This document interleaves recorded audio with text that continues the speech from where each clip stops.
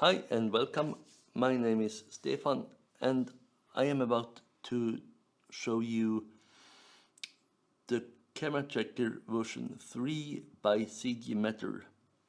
I know that there are two other apart from himself showcasing this plugin, but the other two don't really show you the neat side of this plugin that I discovered and always use. So I thought it's not fair to CGMatter that nobody else than him show this side of the plugin. There is files that it couldn't solve for me. I would say that straight out, but I think that has to do with the parallax problem, because Blender and most other trackers need to know if this is a tripod shot or not, because if you have a tripod shot you don't have the parallax and the plugin cannot calculate the depth and parallax in the image, so it has to know it up front.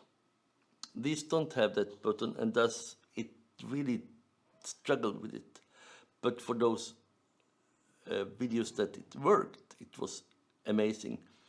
And I'm not going to show you how to install it or download it, because it is a paid software from Blender Market.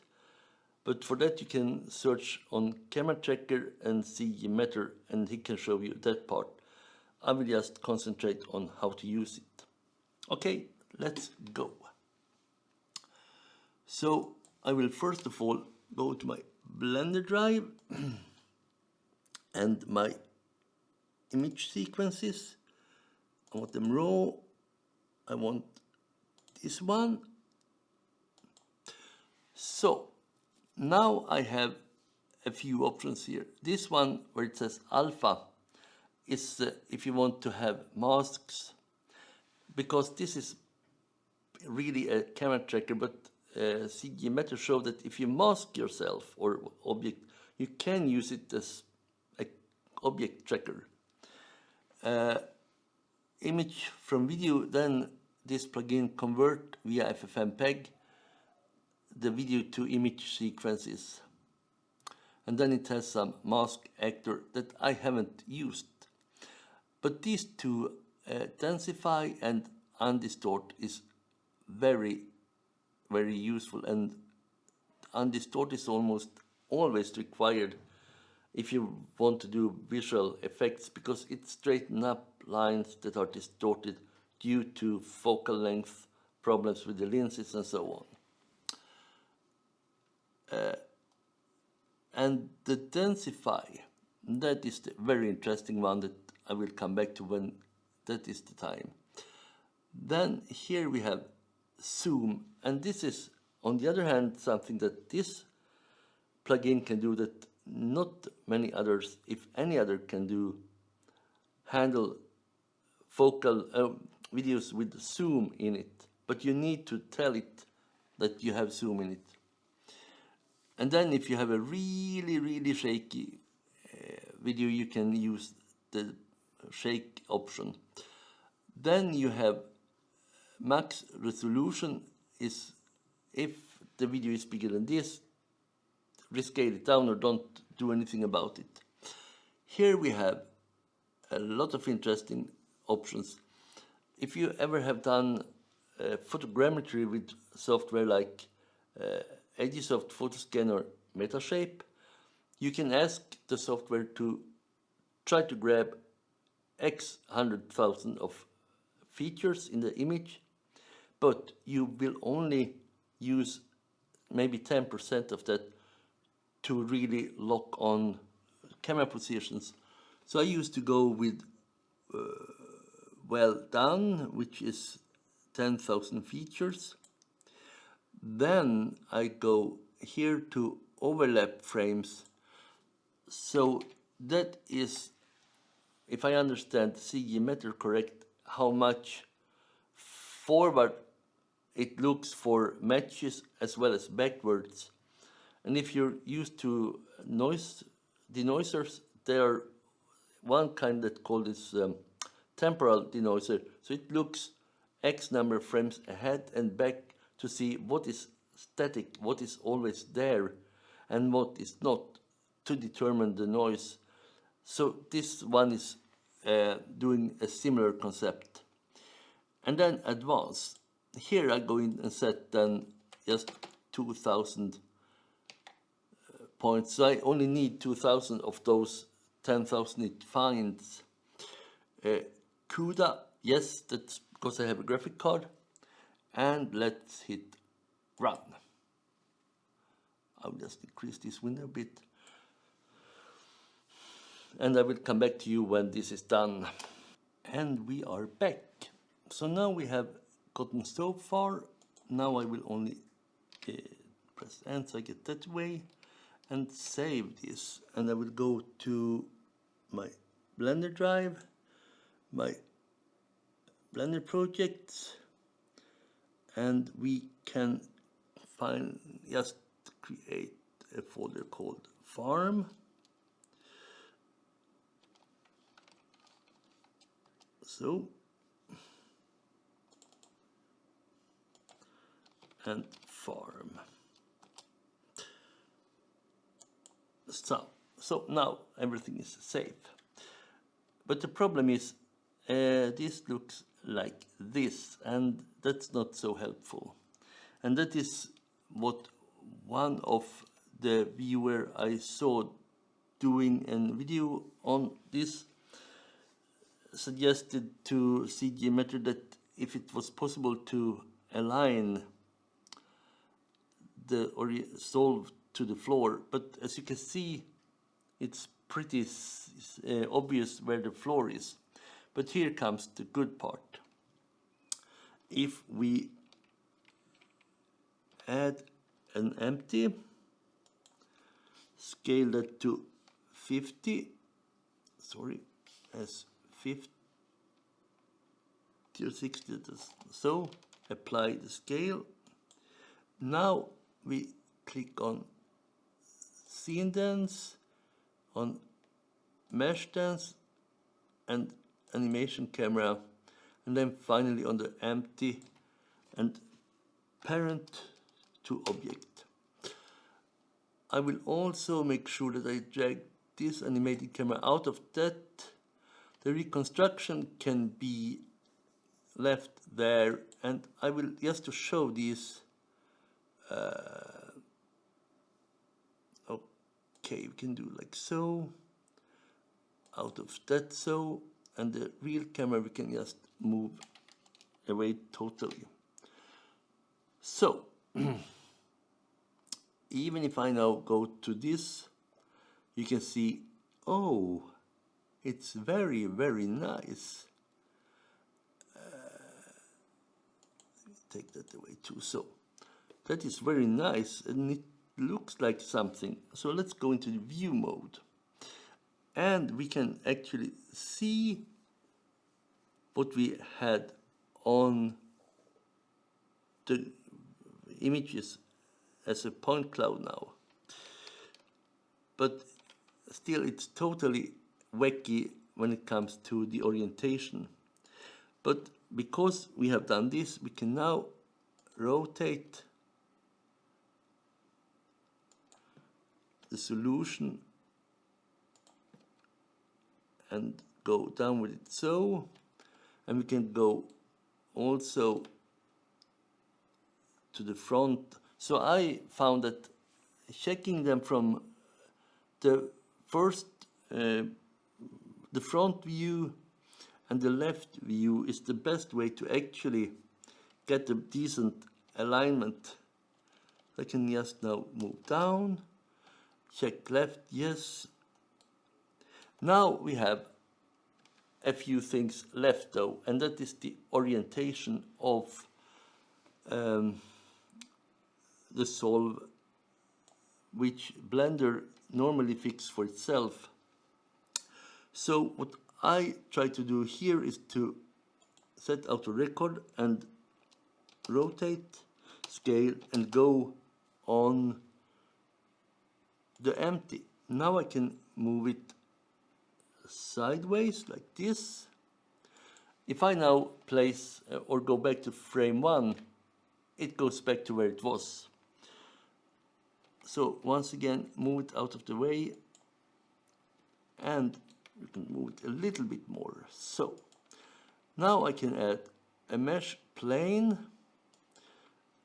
scale it by 2, and apply scale.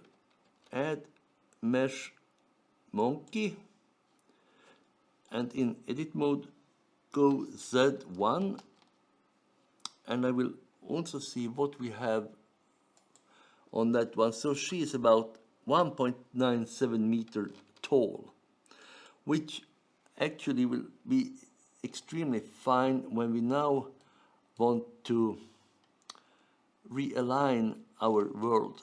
So now we have our world back, and I will now go to top view here, and down here I have it from front view. But now look what's happened on the upper window. Sorry, he said. As you can see now, the plane is start to coming out of the ground, but a bit uneven. So I leave it there, and now I can rotate by Y and see if that works.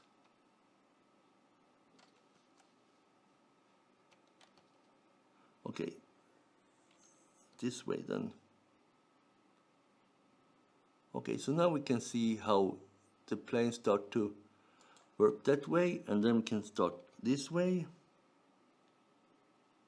So you see now I can try to orient it so it comes out of the both, sorry.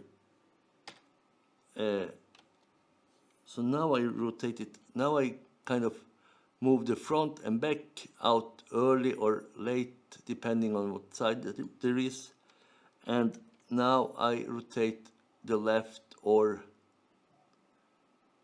the right side. So this is an extreme easy way to align the solve. And this is one of the things the other two never mentioned, and that is why I decided, no, this has to be talked about. And now I will just rotate, scale, and go. So now I have just updated my keyframe for this. Now let's look in the viewport.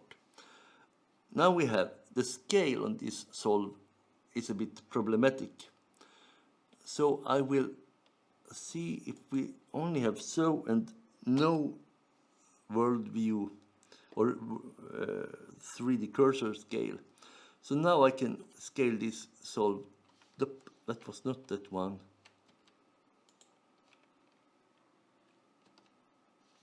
That was the right one. So now I can scale. Twitchy. I need to look at it this way. So now I can go and try to compare where this thing is relative to Suzanne, because we know from many videos that scale is all that matters in Blender. And since this outhouse surely should be around 2 meters high, we need to scale it so that it in here pretty much matches Suzanne's height, or maybe exceed it a bit.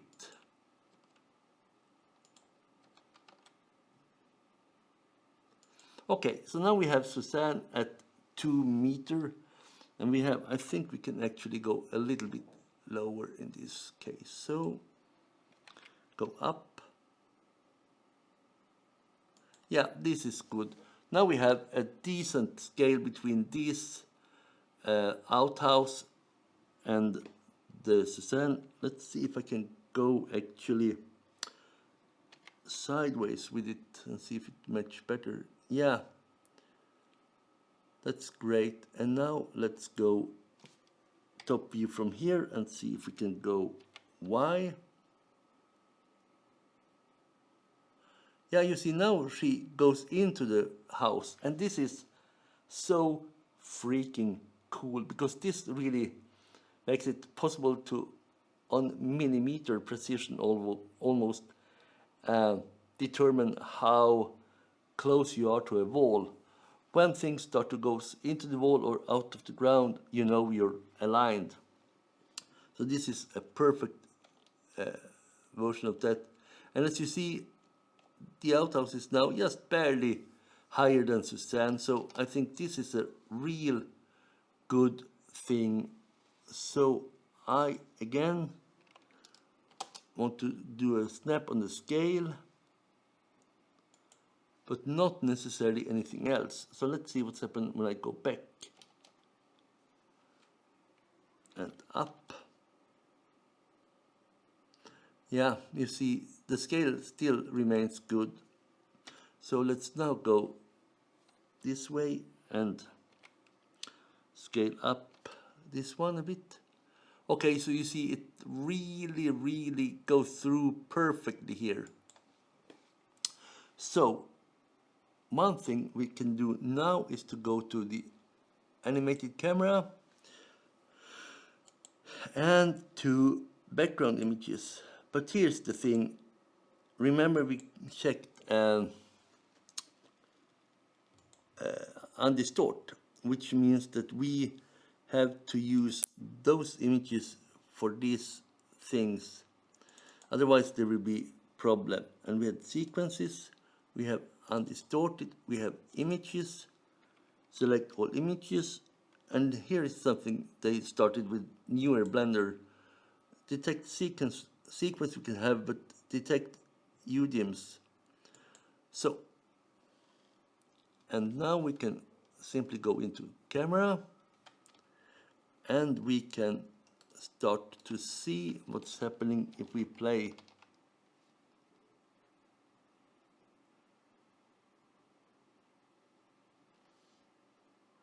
Okay, maybe we should have the image. Let's see.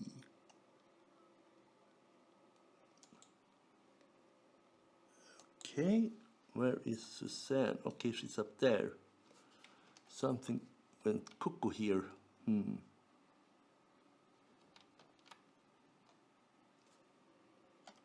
Ah, okay.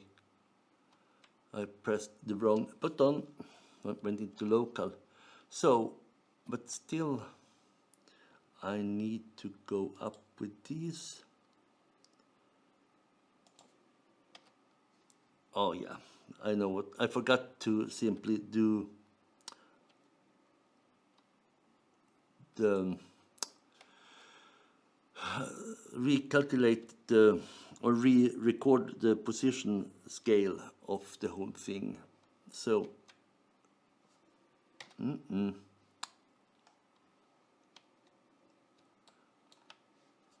let's see, we have so, and now we have this going GY, GX. Okay, we still have to do this EZ so we can come up a bit out of the ground. Like so, and R a little bit so we can see.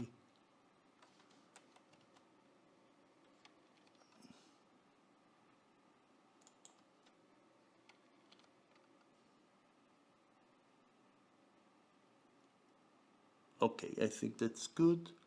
Let's now record, scale, rotate, and go. So now I have updated those. Sorry, but life is life when you're doing tutorials. So now let's try and see what's happening. And you can see now she's firmed there, and the scale is also confirmed with what we had. And just to verify that we really have the scale correct, let's move it back to where it was so we can see Suzanne disappearing into the wall of the... So let's just go here.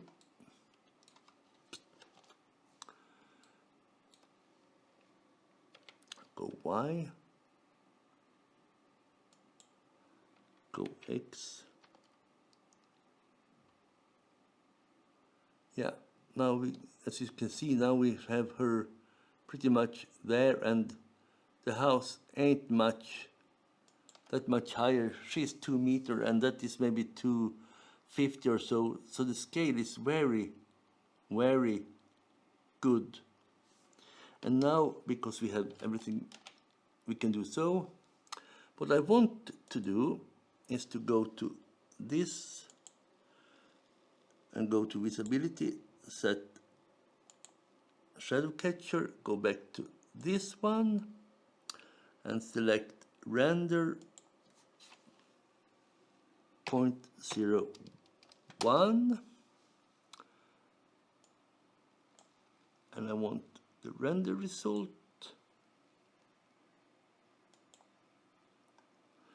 And let's see, so I don't have anything, I don't want dance, I don't want to render, I don't need it here either, because I have the video. Okay, and save. So now if I press, we are not going to see that much happening here, because I need to disable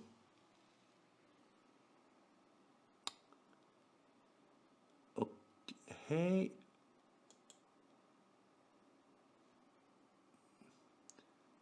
Let's ignore that for the moment.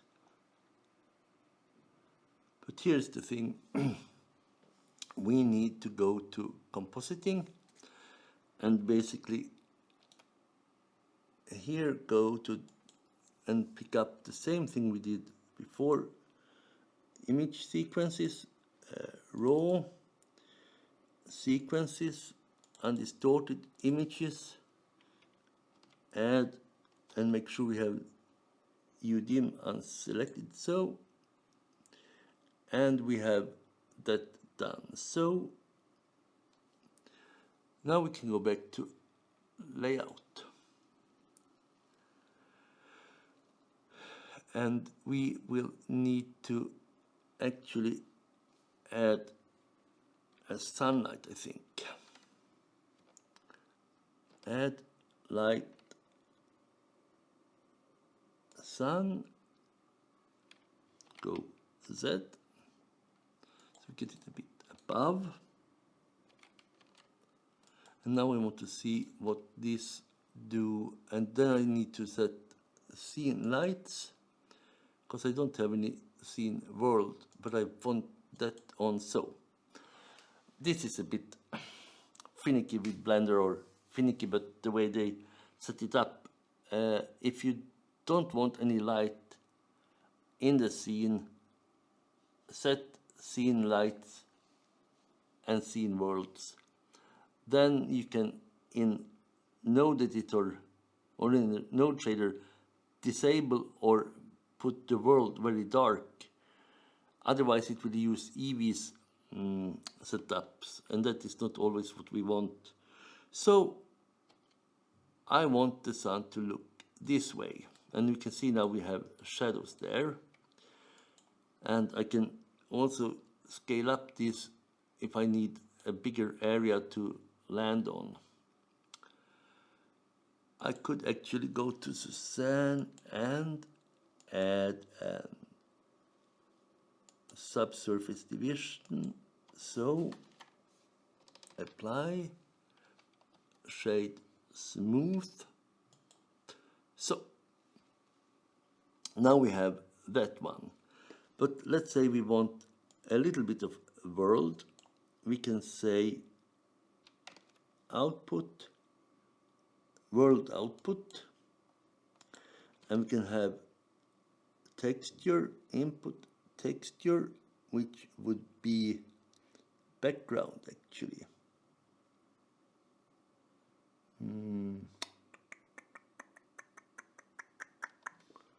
Search So now we obviously have that one, and I want an black body. What the black body does, it allows me to enter the temperature of the color in this temperature, and then I can put this to 0.1 maybe. Where is that? Was a bit too low. Yeah, maybe that, no. So can be. Because now we still have a bit of light on her and also on the shadow. And one reason for using this setup might be that we want to control how dark the shadow from the sun is. And if we now do a render again, we don't see anything. Yeah, it's rendering there. So now we have Suzanne on the ground with a shadow. And this is basically how you can do with this. There is a few things I think I will show you in the end, and that is some options on the resolver itself that I haven't tried. But as you see, this was much more valuable than what most people do, because they only uses this. If you turn this off and only have, let's see,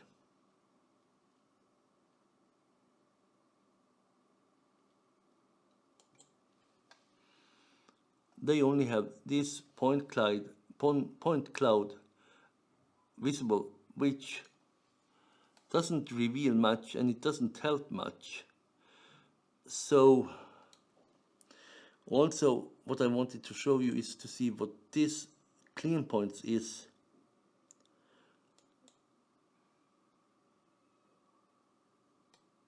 Wonder if that yeah, I leave that, you know, that I leave that because I don't know what it does.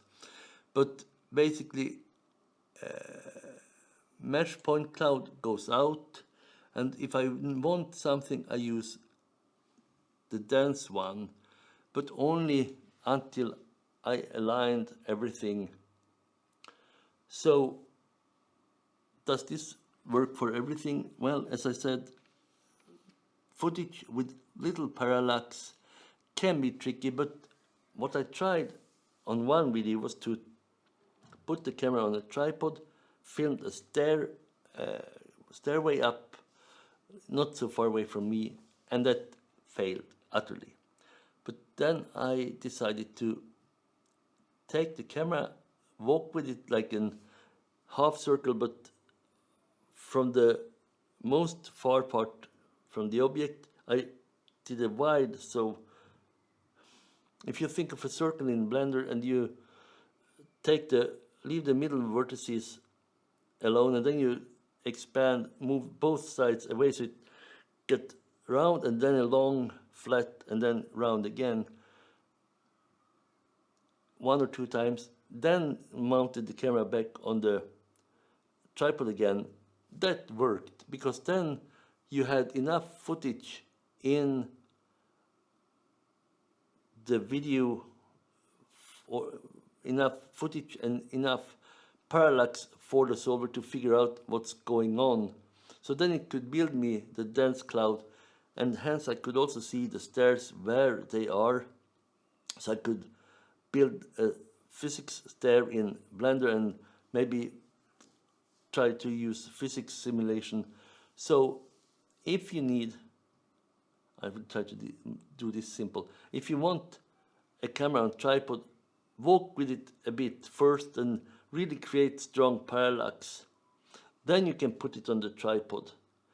Because once it is on the tripod, you have already established where in Blender the ground plane is, and then you don't need that part anymore in the video, then you can just roll with the static camera and move everything, because you know where it is. And if you do like me, always place Blender's object on the 0, plane as much as possible, because then it's easy to move. But if you have to move them sideways, it will become very tricky. So thank you so much for watching this video. I hope it helped you a lot. It would have helped me anyway. Possibly I come out with more videos about this. See you later.